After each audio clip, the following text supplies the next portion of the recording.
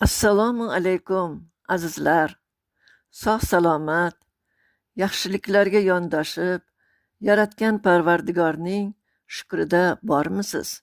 Omon bo'ling. Azizlar, muborak Qur'oni Karim oyatlari ham musulmonlarga mas'uliyat yuklaydi, ham ko'ngilni ravshan qiladi. Tinglab ko'ring-a. Bismillahirrohmanirrohim. Sizlar insonlar uchun chiqarilgan eng xayrli ummat bo'ldingiz. Chunki sizlar yaxshilikka buyurib, yomonlikdan qaytarasizlar hamda Allohga iymon keltirasizlar. Oli Imron surasi 110-oyatdan. Xo'sh, bu eng yaxshi ummat uchun oqibatchi?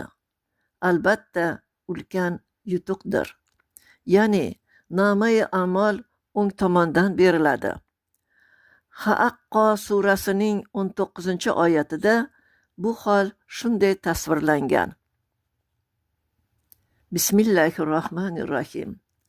Bas, o'z kitobi o'ng tomondan berilgan kimsa, mana mening kitobimni o'qinglar, deydi.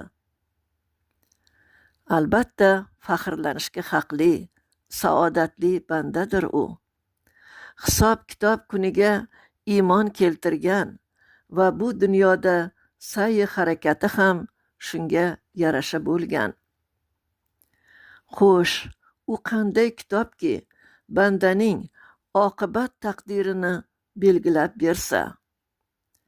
Shu o'ylar bilan yozilgan bir she'rimni azizlar e'tiboringizga havola etaman. Tinglab tafakkur qiling. Bismillahirrohmanirrohim. Umr kitobi. Umr asli kitobdir. Har kunimiz sahifa. Yozib borilar bir-bir bajarilgan vazifa. Qay amalga 5 baho, qaysidan 1000 afsus bor.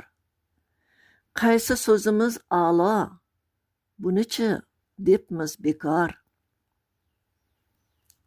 Yaxshiyamki boribmiz, savob oldik inshaalloh. Buchi bekor ko'ribmiz, ko'z zinosi bo'l ogoh.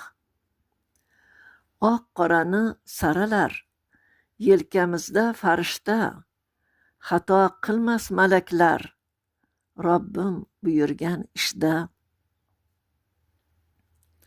Tavbalarda qoyimmiz, u kun kelganda oxir, mezon tarozusida savob kelsaydi og'ir. Bilmasmiz ne varaqda yozilgan so'nggi soat, kimda tugar sahifa, kimniki boshlangan vaqt.